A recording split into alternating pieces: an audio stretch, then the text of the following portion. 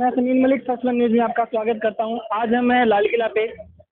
यहां पे हम जनता की राय लेते हैं, जनता के बीच में जाते हैं। चुनाव आयोग ने जो है चुनाव की जो तारीखें हैं वो फाइनल कर दी हैं कि 7 फेज में जो है इलेक्शन होने वाला है और इलेक्शन में किस पार्टी का दबदबा है और जनता क्या चाहती है। मोदी जी बोल रहे हैं आपकी बार 400 पार। क्या 400 पार पर जनता किस तरफ अपना मत दे के चलती है? हमारी बात सिर्फ जनता के साथ। चलिए जनता से रूबरू होते हैं और बात करते हैं राजनीति पर चर्चा। राहुल गांधी जी बोल रहे हैं कि हम एक शक्ति से लड़ रहे हैं, जबकि पूरी जनता जानती है कि मोदी जी जो है खुद एक शक्ति क्रिएट कर दी है। उसके बारे में क्या कहेंगे? उस शक्ति की सुरक्षा में हम लोग लड़ाई कर रहे हैं। राम की आरती उतारते उस शक्ति जो राहुल गांधी राम की जब आरती उतारते हैं जो अच्छे कर्मों के खिलाफ में लड़ रहे हैं राहुल गांधी जी शक्ति से, उस शक्ति की सुरक्षा में हम लोग लड़ाई लड़ रहे हैं। आज राहुल गांधी शक्ति का अपमान नहीं कर रहे हैं, सनातन का अपमान कर रहे हैं।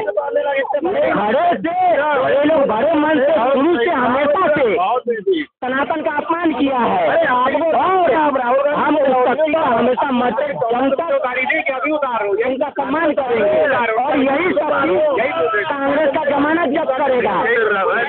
यही शक्ति इंडिया अलायंस का नजर लगा दिया खात्मा करेगा। यही शक्ति ये आने वाले समय में आप सुनिएगा कि लोग कहेंगे कि एक था कांग्रेस, यही शक्ति काम करेगा। नजर तो शक्ति का सम्मान कर रहे हैं ना, हमारे बात तो शक्ति इनका जमानत जब्त करेगा और हमेशा हम उस शक्ति के जमानत में हम उसके सम्मान में खड़े रहेंगे। और मोदी जी ने क्या कहा है, जिस शक्ति के अपमान नहीं कर रहे हैं, इस सनातन के अपमान कर रहे हैं। शक्ति मतलब क्या होता है? युवा शक्ति, नारी शक्ति, दुर्गा शक्ति, काली शक्ति, महादेव की शक्ति। उस शक्ति का अपमान नहीं, सनातन का अपमान कर रहे हैं। तो राहुल गांधी जी कौन सी शक्ति से लड़ रही हैं? ये शक्ति इनकी तो शुरू से एजेंडा रहा है कि सनातन के खिलाफ इनकी लड़ाई रही है।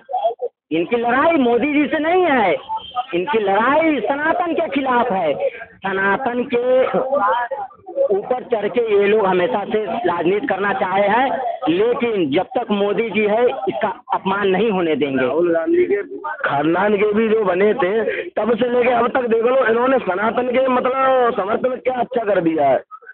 कभी कुछ भी नहीं किया। वक्त बोर्ड क्या क्या ले गए, वक्त बोर्ड कितनी जमीन दे दी, हिंदुओं से टैक्स लेते, मंदिरों से टैक्स लिया जाता है, मस्जिदों से कोई टैक्स नहीं। अरे जो भी है वक्त बोर्ड कोई बोर्ड नहीं होता, बताइए कोई बोर्ड होता है?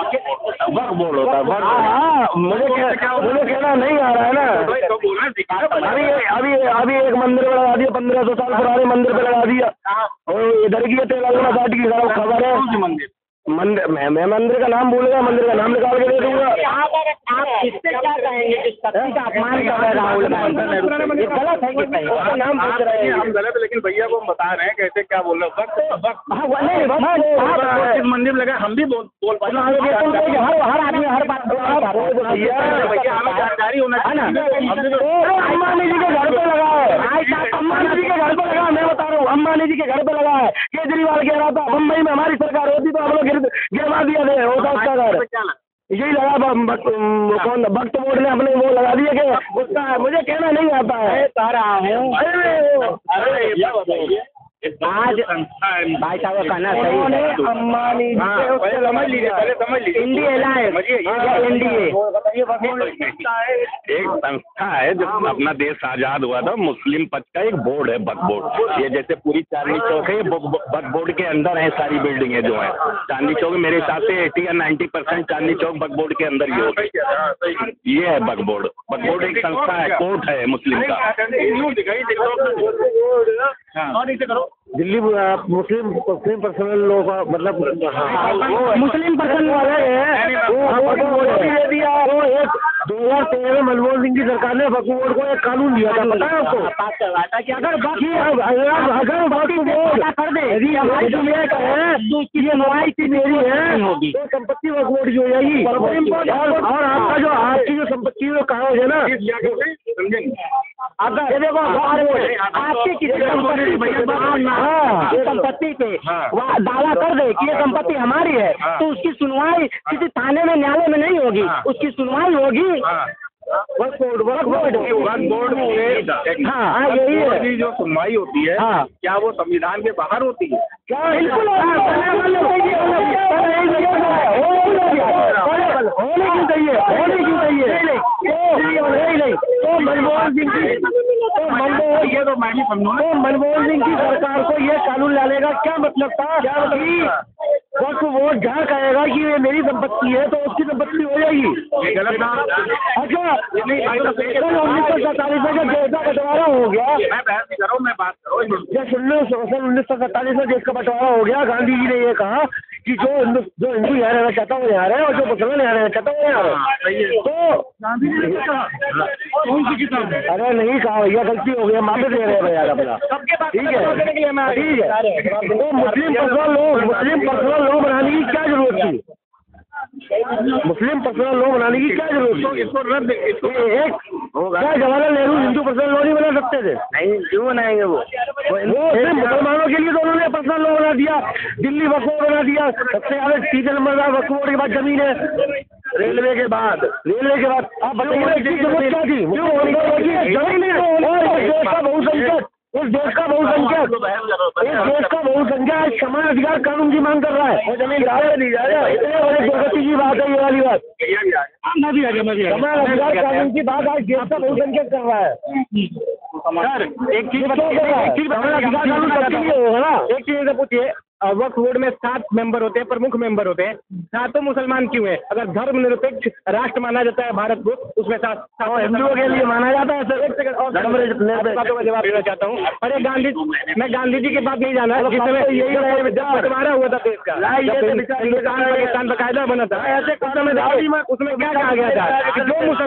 जो मुसलमान पाकिस्तान जाना चाहता है वो पाकिस्तान जाए, जो हिंदुस्तान में रहना चाहता है हिंदुस्तान में रह जाए। ठीक है, ऐसी बात हुई थी। तो ये भैया किताब की बात कर रहे हैं, कैसी किताब की? सर पूछिए। मैंने तो कुछ बात किया ही नहीं, वहाँ पे कह रहे थे, मैंने सुना गांधी जी की बात कर रहे हो। ये गांधी जी के कहने पे ही लोग रुके थे। फिर नहीं, गांधी जी कहने भी गांधी जी के कहने पर जलियांवाला बाग का कांड हुआ था, उसमें उसके बाद जब गोलियां चली थी तो अब्दुल गफ्फार साहब जो थे स्वतंत्रता सेनानी, उन्होंने कहा था कि अगर मुसलमानों को पीठ पे अगर गोली पड़ेगी तो फिर जो है क्या कहते हैं वो गद्दार का। सबकी गोली, आप इतिहास है, सबकी गोली सीने पे सबने खाई थी और उनके कहने पे, क्योंकि जो जिन्ना जो थे तो जिन्ना वो पार्टीशन चाह रहे थे। वो नहीं, एक बात नहीं है। हाँ भाई, मेरी हम कोई बात ये बात करने कोई लॉजिक नहीं, वरना लॉजिक हमारे पास बात कोई मतलब पंडित जी क्या मैं क्या ढूंढना हम ये ढूंढना चाहते हैं कि 2014 में हिंदुओं का न्याय हुआ था। आप बताइए क्या हिंदुओं के लिए अलग कानून क्यों नहीं बनाया? जब आप मुसलमानों के लिए अलग कानून बना सकते हैं। 2014 में हुआ, 2013 में बना था, 13 में दिल्ली में कोर्ट मुस्लिम पर्सनल लॉ तो बहुत साल पहले बन गया था, तो हिंदू पर्सनल लॉ क्यों नहीं बना? इस बात का जवाब दीजिए। क्यों चाहिए हिंदू? क्यों उनको जो चाहिए? उनको अपने पर्सनल लॉ क्यों चाहिए? मुस्लिम पर्सनल लॉ क्या कर रहा है? क्यों नहीं है? क्यों बताओ ना। एक मिनट, भीमराव अम्बेडकर का संविधान पे चलता है, मैं 4-5 संविधान लेके चलूंगा क्या? भीमराव अम्बेडकर का संविधान कानून को आप एक जब आपको संविधान तो चल रहे थे, मुस्लिम पर्सनल लॉ को खत्म करो ना। जैसे आपने बंटवारे की बात की, बंटवारा हो गया, बहुत बढ़िया बात है। हमने तकरीबन 18 महीने लगाए, संविधान लिख दिया, बहुत बढ़िया बात। 51 में संविधान लागू भी कर लिया हमने।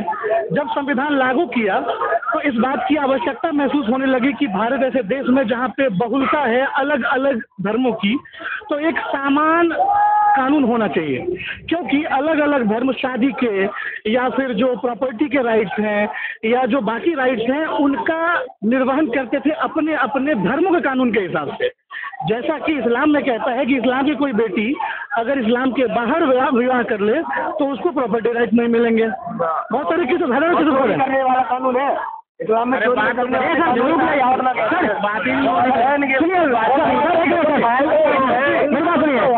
पूछना चाहता हूँ करेंगे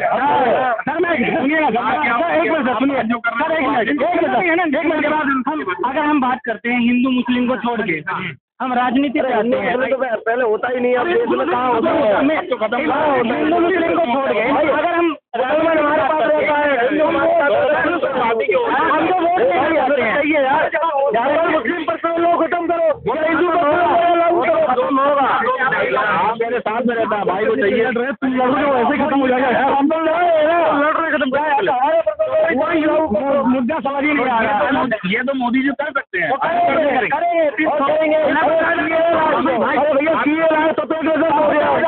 भैया इस बार 4 साल जाने दो, पूरा ही बदल देगा। 4 साल श्यामा प्रसाद दर्द के बीच चिल्ला के पार्लियामेंट में मर गए, नहीं बदल पाए। क्या ठीक है, कहानी सुना रहा हूँ। क्या बदल दो 400 वोट पे ना, मेरा नाम नंबर लिखो, बदल दो तो कर देना। वो यूं कि जब 51 के बाद ये आवश्यकता महसूस होने लगी कि अलग अलग धर्मों के लिए कानून अलग नहीं होना चाहिए। ऐसा नहीं होगा कि मुस्लिम इस्लाम से चलेगा, हिंदू अलग चलेगा, सिख अलग, ईसाई अलग, जैन पारसी बुद्ध अलग नहीं चलेंगे। तो नेहरू जी ने कोशिश की कि हम एक एक्ट लाएंगे सबके लिए, यूनिफॉर्म सिविल कोड। जब ये बात आई, इस्लाम के जो मानने वाले लोग थे उन्होंने आंदोलन कर दिया कि हमें तो जी नहीं चाहिए। क्यों? क्योंकि इस्लाम में फिर ये भी माना जाता है कि हमारा खून बदल जाएगा अगर हमने बाहर से बच्चा ले लिया, बाहर के मर्द लाए तो हमारा खून बदलेगा, हमारा खून बहुत पवित्र है, जो गलत है। मैं भी इसको बुरा मानता हूँ। इसके खिलाफ श्यामा प्रसाद मुखर्जी चीखते चिल्लाते रहे पार्लियामेंट में, ना तो यूट्यूब पे वीडियो पड़ा है, देख लो, चीखते चिल्लाते रहे। नेहरू जी नहीं माने, उन्होंने फिर भी हिंदुओं के लिए हिंदू मैरिज एक्ट उसी समय लागू किया। ऐसे ऐसे तब से आज तक कम से कम सैकड़ों कानून बन गए हैं, सिर्फ हिंदुओं के लिए नहीं, हिंदू, मुसलमान, जैन, बुद्ध, पारसी सबके लिए बन गए हैं। जिन सभी कानूनों को अगर एक जगह मिला के देखा जाए तो समान आचार संहिता ही है, वही समान आचार संहिता है। सुनो कानून ला रहे तो दिक्कत क्या है? लेकिन इस्लाम ने हमेशा इसका खिलाफत किया है, धीरे धीरे तोड़ के लाया गया है और इसको कंपाइल कर दिया जाएगा और समान आचार संहिता सबके लिए होगा, एक ही लॉ होगा सबके लिए। मत जाओ मेरे भाई उन मुद्दों पे जाओ तो तुम्हारा फायदा है सर, इस जनरेशन का फायदा है सर। एक प्रश्न से फायदा नहीं है। एक क्वेश्चन है आपके लिए सर, मैं पूछना चाहता हूँ। पूछो मेरे भाई, एक ही पूछूंगा मैं पूछना चाहता हूँ, इस भारत देश में वक्फ बोर्ड की क्या जरूरत है ये बताओ। अभी तो पूरी भारत देश को कोई जरूरत नहीं है, कोई जरूरत नहीं है ना। मैं कहता हूँ भारत के दुनिया के 195 197 मुल्क, कोई भी ऐसे मुल्क हो वहाँ पे कोई क्रिश्चियन मिशनरी की आवश्यकता नहीं है, कोई आरएसएस की आवश्यकता नहीं है, कोई राम भगवान संगठन, कृष्ण भगवान संगठन, किशोरी देवी संगठन, ऐसा कोई भी संगठन जो किसी धर्म के नाम से चलता है उसकी आवश्यकता नहीं है, जिसमें इस्लाम का वक्फ बोर्ड भी इंक्लूडेड है, वो भी नहीं है। देशों को आवश्यकता नहीं है। तो क्या हम इससे लोगों को गलत है? आप कौन है विरोध करने वाले? आप इसे मानने वाले नहीं, हमें इस देश के नागरिक हैं। आप सपोर्ट कर रहे हैं? सुन लो पंडित जी, आवश्यकता है इंसानों को। मैं अगर मुसलमान हूँ, मैं ब्राह्मण हूँ तो मैं ब्राह्मण समाज बना रहा हूँ, मैं यादव हूँ यादव समाज बना रहा हूँ, मैं चमार हूँ तो चमार समाज बना रहा हूँ, मैं दुसाध हूँ, हलखोर हूँ, हरिजन हूँ, हरिजन समाज बना रहा हूँ। आपके स्वर्गीय बाबा भीमराव अंबेडकर साहब भीम आर्मी बना के गए सर पे छोड़ के, वो बना के गए। ठीक है सर, आप पढ़िए, वो नहीं बनाया, उन्हीं का नाम लेके। अरे तो उनके नाम लेके बना रहे हैं ना, उन्होंने नहीं बनाया, उन्होंने नहीं बनाया, वैसे ही वक्फ बोर्ड बनाया गया। एक मिनट सर, जब भारत को सेकुलर कंट्री बोला जाता है तो यहाँ पे 6 प्रकार के नियम क्यों चाहिए भैया? सेकुलर कंट्री का मतलब क्या है? धर्मनिरपेक्ष, जहाँ पे सारे चीज बराबर है ऑलरेडी। धर्मनिरपेक्ष मैं क्या समझूं? धर्मनिरपेक्ष आप बताओ क्या समझ? आप बताओ क्या समझो? धर्म मानने वाला नहीं होता है, वो होता धर्म। ये कौन सी बात है? क्या होता है धर्मनिरपेक्ष का मुझे पता नहीं, आप बताओ क्या होता है? मेरे हिसाब से धर्मनिरपेक्ष होने का यही मतलब है, या ऐसा परिवेश, ऐसा माहौल जहाँ पे किसी भी धर्म के मानने वाले या किसी भी धर्म के न मानने वाले समरसता से रह सके। हर किसी के रहने के लिए व्यवस्था ऐसी हो कि ना इनको तकलीफ हो, ना मुझे तकलीफ हो, ना इनको तकलीफ हो, ना इनको तकलीफ हो। अगर कोई नमाज पढ़ना चाहता है यहीं बैठ के यही नमाज पढ़ ले, उसके बगल में पंडित जी अपना कमंडल डुला ले, उसके बगल में कोई सिख साहब अपना ग्रंथ पढ़ ले। मेरा प्रश्न समझिए, मैं कहना चाहता हूँ, मैं हमेशा से एक ही बात पूछना चाहता हूँ कि वक्फ बोर्ड का, मैं जो वक्फ बोर्ड की बात कर रहा हूँ, मैं इस पे पूछना चाहता हूँ, विचारों का धर्म कैसे चलेगा यार? वक्फ बोर्ड नहीं हुआ तो ये बताइए,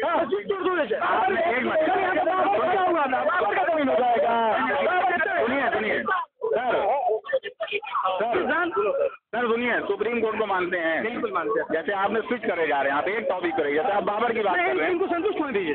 जैसे आपने बाबर की बात कर ली, अभी उस बारे में जैसे अभी हम नहीं कर पाएंगे साहब, क्या जी? आप ही नहीं कर पाएंगे, नहीं कर पाएंगे। सुनिए मैं बता रहा हूँ, मैं ये कह रहा हूँ, अच्छी बात है, आप बात अभी रख रहे हो, जैसे आप विरोध कर रहे हो, आपने पहली बार आपने विरोध किया था, दिख रहा है यार। सर सुनिए मेरी बात, नहीं मैं सर एक मिनट, क्या हम राजनीति में जो हम बात कर रहे हैं, राजनीति की बात, हम धर्म को छोड़ के क्या हम और मुद्दों पे बात कर सकते हैं? बिल्कुल कर सकते हैं, बिल्कुल करिए। क्या हम शिक्षा पे बात कर किसी तरह के बात कर सकते हैं? शिक्षा पे बात करेंगे। अयोध्या में राम मंदिर बन गया है, क्या आपको पता है वहीं पे एक मस्जिद भी बन रही है? क्या बिल्कुल बन रही है? उस मस्जिद के बारे में आपको थोड़ा बहुत बता सकते हैं? बिल्कुल मस्जिद बन रही है, उनको जमीन दिया गया, मस्जिद बन रहा है, बहुत बढ़िया बात है, बनना चाहिए, उनका भी बनना चाहिए। जैसे हमारा राम मंदिर बना, उनका भी बनना चाहिए भैया। नहीं जैसे मस्जिद बनी है, मैं एक सजेशन दे रहा हूँ, छोटा भाई हूँ आपका, बड़ा भाई हो आप, बड़ा भाई एक सजेशन दे रहा हूँ, आप जिस चीज का विरोध कर रहे हो, आप उसको लेटर पे लिख करके अपनी संसद पार्लियामेंट, जो भी आपका एमएलए है या जो आपका एमपी है, या सीधे आप प्रधानमंत्री तक अपनी बात को रखो। यही धर्मनिरपेक्षता है और यही संविधान कह रहा है, संविधानिक अधिकार से रखो। यहाँ चिल्लाने से मुझे लगता है कोई फायदा, अगर मैं यहाँ डंडा लेके चिल्लाने लगूँ, नहीं हटाओ बचाओ घटाओ, उसका क्या मतलब है? आप सुनिए मेरी बात, आप 200 आदमी, मैं अकेला हूँ, ये अकेले, 200 आदमी लेटर लिखो, सबकी साइन कराओ, और ये जो देश में ज्यादा पब्लिक चाहेगी वही होगा, सिंपल सी बात है। That's all. क्या मतलब है बहस करने का? कोई मतलब नहीं। मीडिया पता है, मीडिया को एक तरह से ट्रांसपेरेंसी भी बोला जाता है, ठीक है। तो मेरा माध्यम ये है, तो क्या गलत है? नहीं बिल्कुल अपनाइए, और कोई बात नहीं। जैसा कि जनता के बीच में रह के हमने ये खुद पाया है कि जनता कि ये हम जान चुके हैं कि अगर हम चाहें कितनी भी राजनीति कर सकते हैं, धर्म के ऊपर कर सकते हैं, लेकिन अगर हम मुद्दों पे बात करना चाहें, मुद्दों से लोग भाग जाते हैं। दोबारा फिर जुड़ेंगे कैमरामैन दीपक के साथ, समीन मलिक, चांदनी चौक, फर्स्ट न्यूज से। गालियाँ दे रहे हैं जो मोदी जी को पनौती कर रहे हैं, ऐसे लोगों को लड्डू खिलाया जाएगा, गोबर का लड्डू, कि उनका दीवान भी खुद ही भगवान परिवर्तन होगा। अच्छा, आयुर्वेदिक लड्डू। चलिए अब आपको 4 जून से मुलाकात करेंगे। बिल्कुल बिल्कुल आएंगे। हम लोग को गर्व से सुनाते कहते हैं कि मोदी जी के हम लोग हमारी तरफ से बिल्कुल हम ऐसा आरती लाएंगे कि जो राष्ट्र प्रेमी है, राष्ट्र हितैषी है, उनको सुन के मन मुग्ध हो जाएगा, और जो विरोधी है उनका बीपी हाई हो जाएगा। कुछ लोग तो 4 जून को विदेश चले जाएंगे, कुछ लोग तो देश में रहेंगे ही नहीं, विदेश चले जाएंगे घूम रहे। राहुल गांधी पे कदरों जाहिर सी बात है वो विदेश चले जाएंगे, जाहिर सी बात है। हमारे ऊपर पता है लोगों ने क्या लिख दिया है? 4 जून को बटेगा, अरे देसी घी का बटेगा, लड्डू बटेंगे, लड्डू जिस किसी को खाना हो वो आए। ईद का कद्दू भैया जी यहाँ बांटेंगे, हम वहाँ बांटेंगे, और वो शक्ति, वही शक्ति राहुल गांधी का जमाना का ये है। मोदी सत्तेवारी 26 लोग हैं, 26 लोग तब टक्कर नहीं ले पा रहे हैं, तो अकेला सत्तेवारी पड़ रहा है। 24 में